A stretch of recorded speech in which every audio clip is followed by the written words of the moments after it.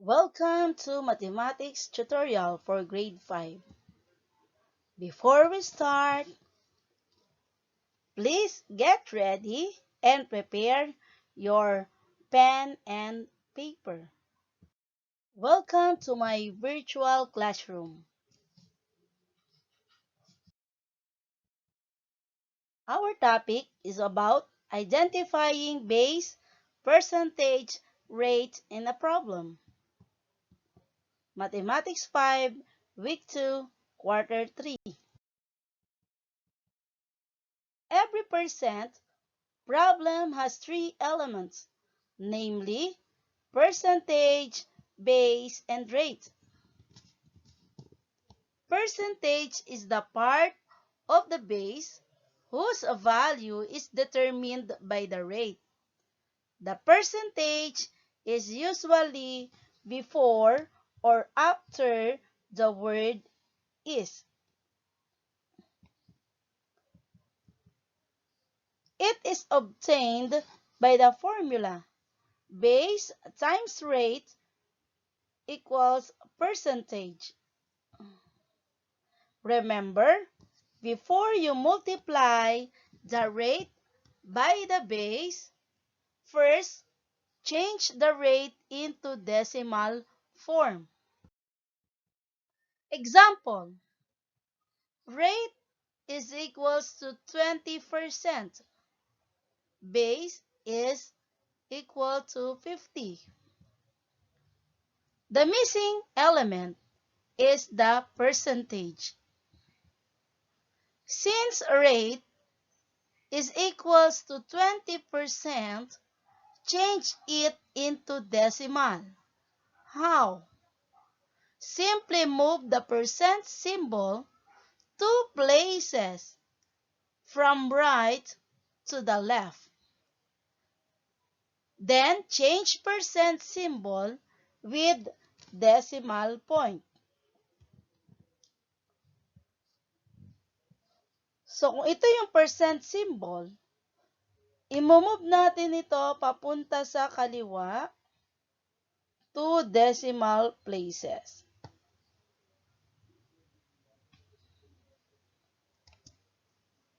So 20% is equals to 0.20. Then multiply percentage equals base times rate.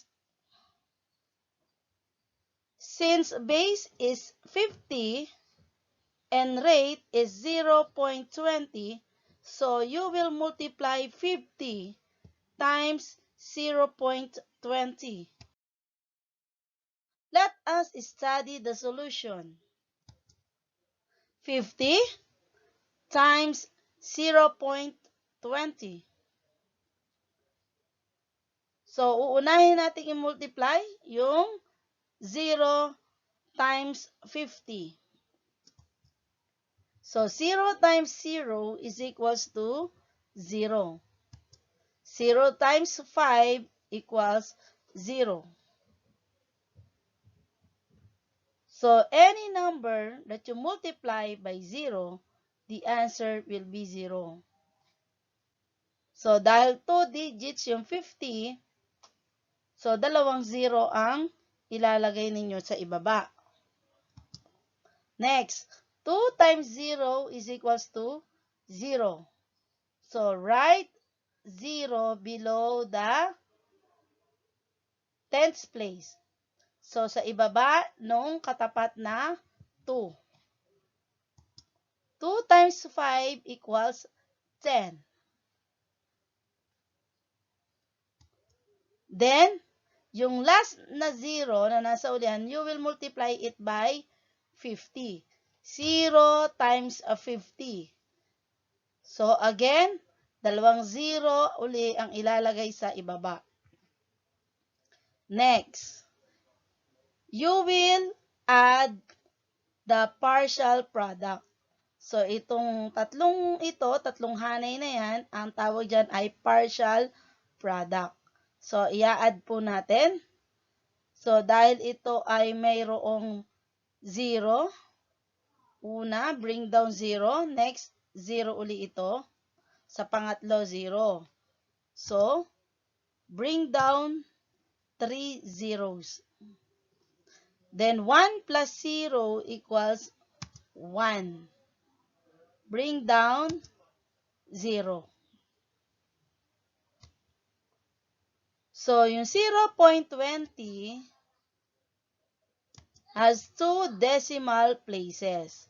So, kailangan bago kayo maglagay ng decimal point dito sa ating final product, you will count the decimal places in the factors. So, ito. So, dahil meron 2 decimal places sa 0.20, magka-count din kayo ng 2 decimal places from right to the left. Okay? So, ito po yung decimal point. So, 1, 2, then maglalagay ng decimal point. Yung 0 na nasa unahan, ito po, yan ay cancel na. So, ibig sabihin, ang magiging sagot na lang ay yung 10. Ito na lang ang magiging sagot. Yan po. Okay? So, base is the total value of the whole. Alin ang tinatawag nating base? Okay? Yung 50. Ito po. So, base is the total value of the whole. Okay? Next, rate is the percent of the whole. It has the percent symbol. Alin ba diyan ang merong percent symbol doon sa previous slide?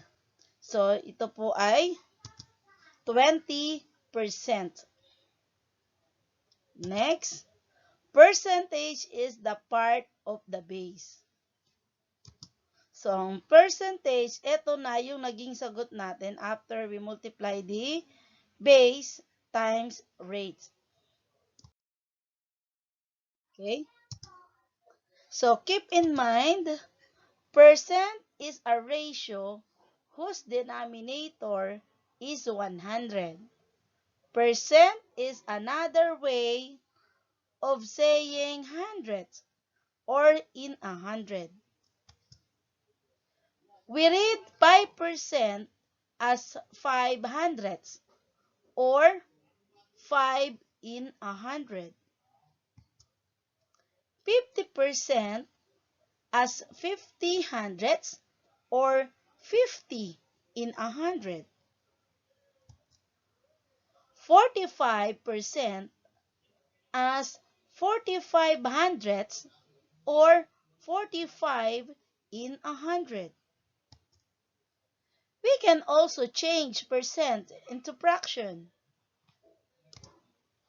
Example, 5% is equals to 5 over 100 or 5 in 100. Another example, 50% is equals to 50 over 100 or 50 in 100. Learning Task 1. Direction. Change the following percentage into fraction form. Number 1. 20% is equals to blank. So you will write the fraction form of 20%. The answer is 20 over 100 or 20 in 100. So using your pen and paper, you will start answering from number 2 up to number 6.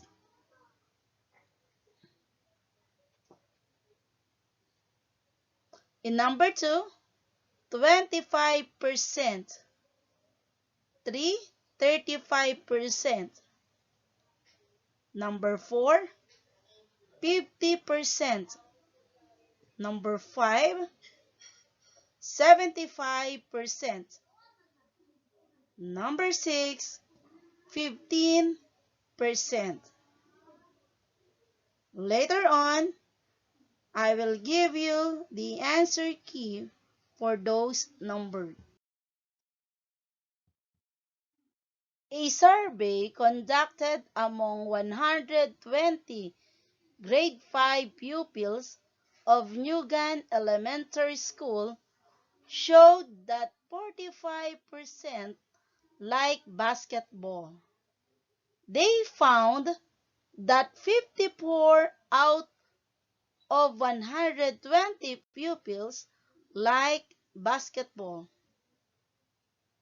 Let us analyze this problem. How can identify rate, base, and percentage? We can identify the rate, base, and percentage using the Tekans triangle. This is the figure of Tekans triangle. P stands for the percentage. R is the rate. B is the base. So we can show the rate, base, and percentage using the Tekans triangle. So P is the percentage. R or rate, it is 45%. B or base is 120. We can also write this problem as 45% of 120 is 54. 45% is rate. So, makakakita kayo ng symbol na percent. 120 is base.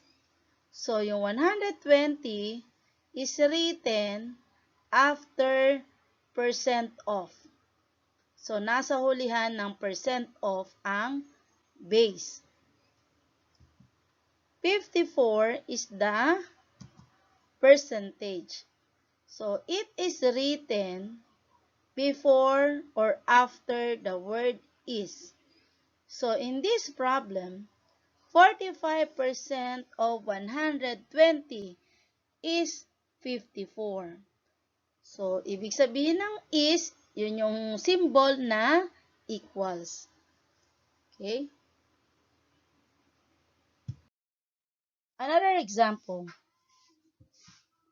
80% of 9,475 pesos equals 7,580 pesos.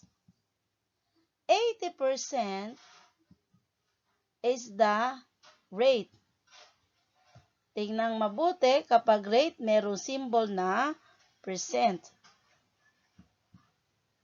9,475 pesos. It is the base. Tingnan ang pagkakasulat ng 9,475 pesos.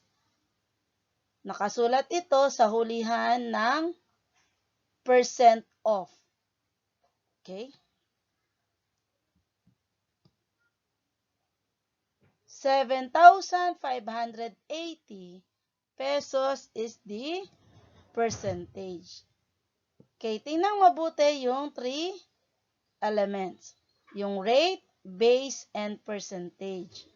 So, kung mapapansin nyo, ang base ay mas malaki kaysa sa percentage because base represents a whole or it is the total value of a whole.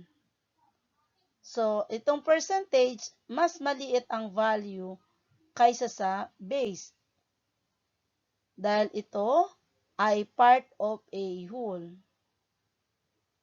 But sometimes, percentage is greater than the base if the rate is more than 100%. But in this case, the percentage is smaller than the base because the rate is only 80%.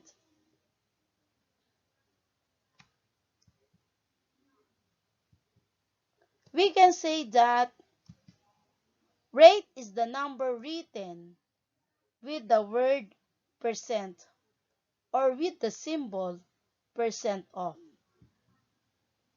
Base is the total or whole, and it is the number that usually follows the phrase percent of or percent of. Percentage is the part of the whole. It is written before or after the word is. Second triangle is used to identify the rate, base, and percentage. So this is the figure of second triangle. So P, percentage, R, rate, B, base. Learning task 2. Using flashcards, identify the rate, base, and percentage. So, sasagutan uli gamit ang inyong pen and paper. 10% of 90 equals 9.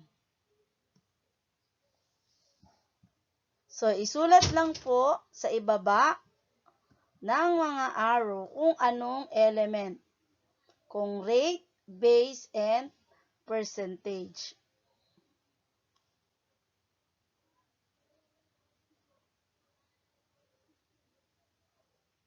Next, 12% of 250 equals 30. Sulat po uli sa ibaba ng mga arrow kung anong element po ang tinutukoy. Kung ito po ba ay rate, base, and percentage.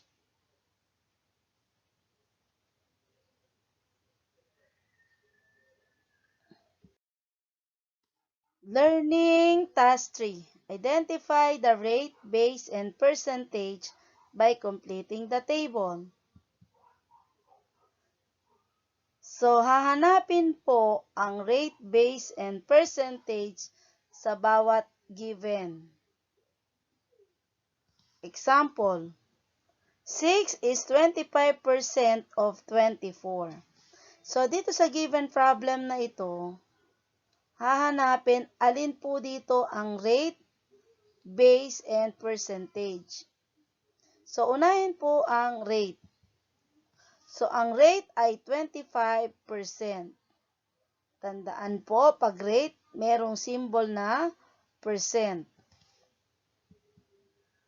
Base. So, ang base dito ay yung 24.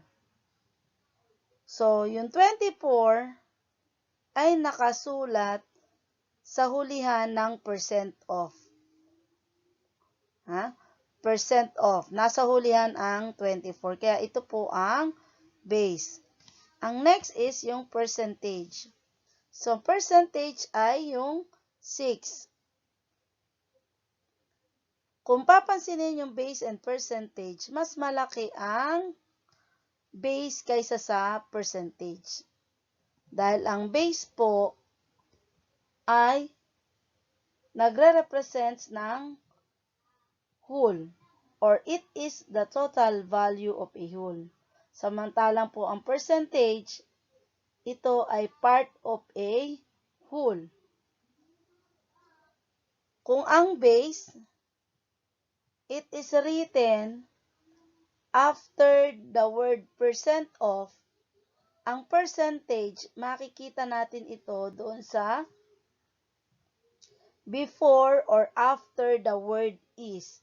Kalapit naman siya nung salitang is. So, kagaya dito, 6 is 25% of 24. So, 6 is written before the word is. Pag sinabi natin before the word is, naandun siya sa unahan ng salitang is.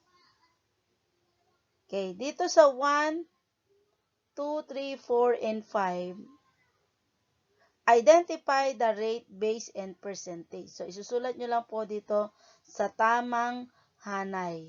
Hanapin lamang po. O, kagaya dito sa number 1, 20% of 15 is 3. Alin kaya diyan ang rate? Okay, tama po. 20% sa base. Okay, tama. 15. So, 15 ang base dito sa number 1. Kasi yung 15, nasa hulihan ito ng percent of. Percentage. Okay, tama. So, 3 ang percentage. So, 3 is written after the word is. So, ang percentage, pwede siyang nasa unahan ng is or nasa hulihan ng is. Okay po.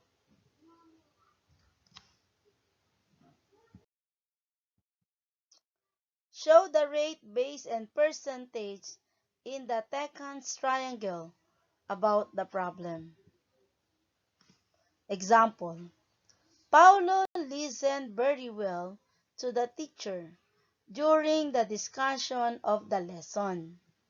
When they were given a 5-item test, he got 4 correct answers. He has a grade of 80%. So using the Tekans triangle, you will identify the percentage, rate, and base. So base is yung 5. Base, it represents the whole. Kasi when they were given a 5-item test, he got 4 correct answers. So yung 5, ito yung total. Next, 4. 4 is the percentage. Kasi ito po ang part of a whole. So, kung ang total ay 5, which is the base, yung 4, that is the percentage. Part of a whole. The last one is the rate. 80%. So, dahil siya ay may symbol na percent, ito ang rate. Okay? Show the rate, base, and percentage in the Tekans triangle about the following problem. Number 1. June deposited 1,800 pesos in a bank. After a year, his money earned 90 pesos, which is 5% of his initial deposit. So, using this Tekan triangle, ilalagay nyo kung ano ang base, alin diyan ang rate, at alin diyan yung percentage. Kukunin doon sa given problem. Okay. Next, number 2. Althea gives 45% of her salary to her mother. She says she has 11,250 pesos for her mother because her income is 25,000 pesos. Is she right? So in problem number 2, show the rate, base, and percentage using the Tekans triangle.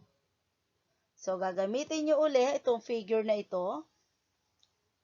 Percentage, base, and rate. So isusulat nyo, hanapin dito sa given problem, alin ang dapat na mapunta sa rate, alin ang dapat sa base, at alin ang dapat na sa percentage.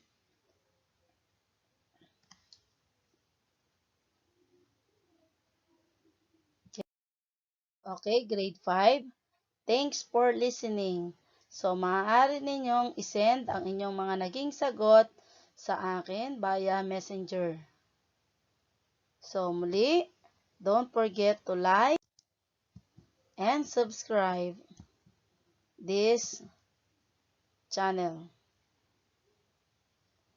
Hanggang sa muli. Bye.